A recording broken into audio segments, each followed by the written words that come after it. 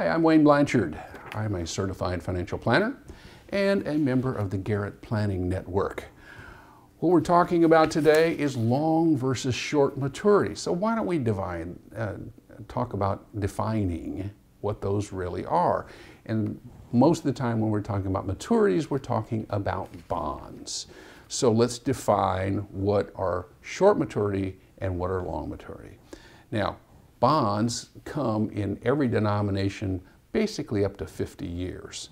The lifespan, determines whether they're short, intermediate, or long. So, what are we talking about? Anything is less than 5 years is a short-term bond.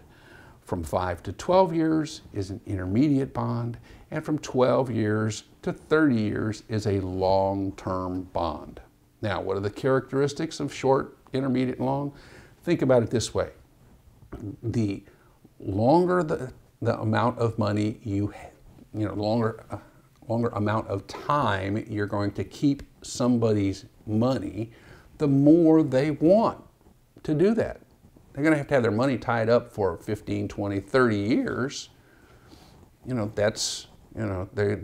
that they're going to want a higher interest rate. So interest rates tend to be higher on longer term bonds and shorter on short-term bonds. So think about that. Also, you have the short-term bonds that tend to be more liquid, so the interest rates will be lower because you know that you're going to be able to get your money back. You as an investor are going to be able to get your money back much sooner.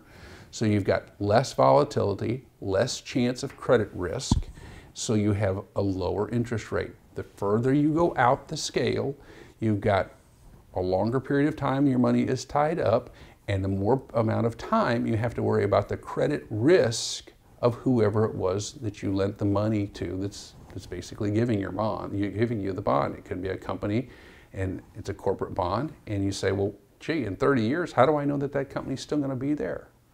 So there has to be some risk premium added into that. So think about how long you're committing to, what the current interest rate environment is, and how long do you want to have that money out there, and take it out of your investment portfolio to know what's going to happen over a long period of time as far as having that money invested for a short time or for a long time.